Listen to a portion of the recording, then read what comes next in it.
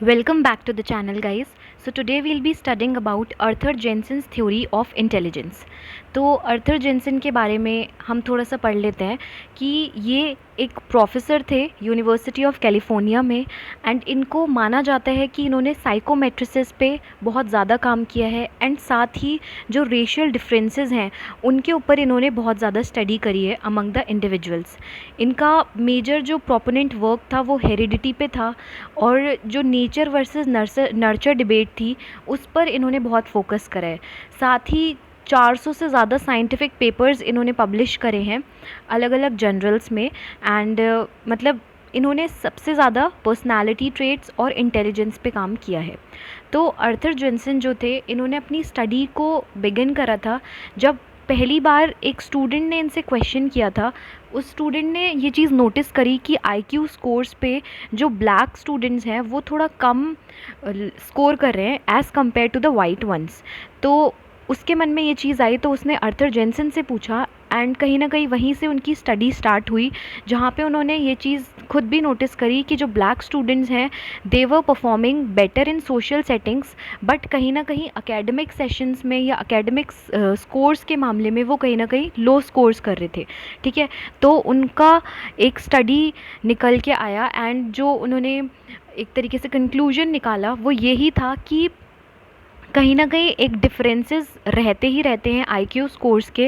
And वो differences culturally biased intelligence test की वजह से नहीं होते, बल्कि वो जो डिफरेंसेस होते हैं वो आपके जेनेटिक या रेशियल डिफरेंसेस की वजह से होते हैं। ठीक है, इसके में कहने का मतलब क्या है कि कोई भी पर्टिकुलर इंटेलिजेंस टेस्ट है अगर वो कल्चरली बायस्ड भी है तो उसकी वजह से आपके जो टेस्ट स्कोर्स हैं उसमें कोई कमी नहीं आएगी, बल्कि उस वजह से आएगी अगर आपके जेनेटिक्स या आपके रेशियल जो हैं वो एक पर्टिकुलर टाइप के हैं। ठीक है, एंड कहीं ना कहीं काफ़ी कंट्रोवर्सी रही थी इस चीज़ को लेके, उनकी स्टडी को लेके। एंड इन्होंने ओवर 85 स्टूडेंट्स का आईक्यू जो है वो लिया था। एंड कहीं ना कहीं जो ब्लैक स्टूडेंट्स थे उनका जो आईक्यू था, आईक्यू की जो रेंज थी वो काफ़ी एवरेज थी विच वाज 85। एंड इसके बाद हम बात कर लेते हैं कि इन्होंने क्या क्या यूज़ करा था। ये तो एक ओवरव्यू मैंने आपको बता दिया, बट जो major exam point of view से आपसे पूछा जाता है that is from this slide कि सबसे पहले इन्होंने मल्टीपल रिग्रेशन एनालिसिस का यूज़ किया था। सेकेंड थिंग, इन्होंने race, heredity and socio economic status को एज अ प्रेडिक्ट लिया था टू प्रेडिक्ट इंटेलिजेंस। ठीक है, ये इनके वेरिएबल्स थे कि किस तरीके से रेशियल डिफरेंसेस या हेरिडिटी फैक्टर्स या सोशो इकोनॉमिक स्टेटस डिसाइड करेगा about the intelligence of a person. ठीक है, तो दो लेवल्स इन्होंने निकाले इंटेलिजेंस के, लेवल 1 एबिलिटीज़ बताई एंड लेवल 2 एबिलिटीज़ बताई। साथ ही इनके जो जिन रेसेस पे इन्होंने काम किया था, स्टडी करा था, वो थे Chinese, Caucasian and African Americans. ठीक है, तो ये आपको याद रखना है।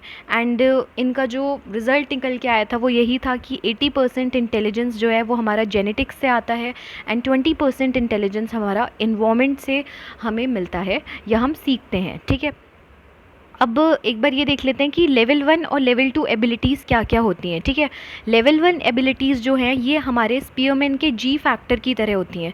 ठीक है, जी फैक्टर क्या होता है? एक जनरल फैक्टर होता है जो सब में होगा ही होगा प्रेजेंट। तो ये मोस्टली इनेट होती है, ये बचपन से आपको मिल रही हैं, इनेट हैं तो बायोलॉजिकली डिटर्मिंड है, हेरिडिटी का इस पे असर पड़ेगा।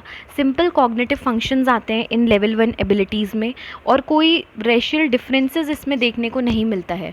ठीक है, इंडिविजुअल डिफरेंसेस जो आते हैं वो ड्यू टू हमारे हेरिडिटी ही होते हैं। ठीक है, एंड लेवल 2 एबिलिटीज़ जो हैं वो हमारे स्पीयरमैन के एस फैक्टर की तरह होती हैं, जहाँ पे हम कुछ पर्टिकुलर फील्ड्स में या कुछ स्पेसिफिक फील्ड्स में हमारी इंटेलिजेंस शो करते हैं।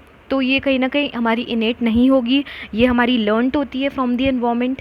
एंड जितने भी हमारे हायर कॉग्निटिव फंक्शंस होते हैं वो हमारे इस एस फैक्टर में आते हैं, और रेशियल डिफरेंसेस यहाँ पे हमें देखने को नहीं मिलते। ठीक है, इसको मैं एक छोटे से एग्जांपल के साथ आपको बता सकती हूँ। फॉर एग्जांपल, एक ब्लैक है और एक वाइट है अमेरिकन। ठीक है, तो अगर हम उन दोनों को ही किसी पर्टिकुलर फील्ड में ट्रेनिंग दें तो वो दोनों ही अच्छे से ट्रेन हो जाएंगे, तो कहीं ना कहीं उनके अंदर वो स्पेसिफिक फैक्टर जो है वो मेंटेन रहेगा और उसकी वजह से कोई डिफरेंस देखने को नहीं मिलेगा।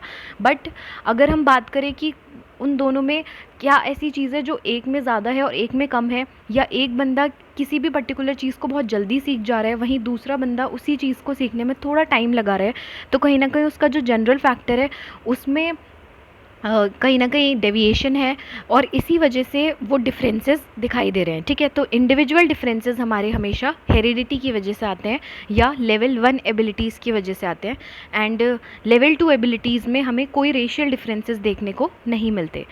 एंड इसी के साथ हमारा ये जो थ्योरी है वो ख़त्म होता है अर्थर जेंसन का। And tomorrow will be studying about the triarchic theory of intelligence. Thank you so much for watching the video. Do like and subscribe the channel. Thank you.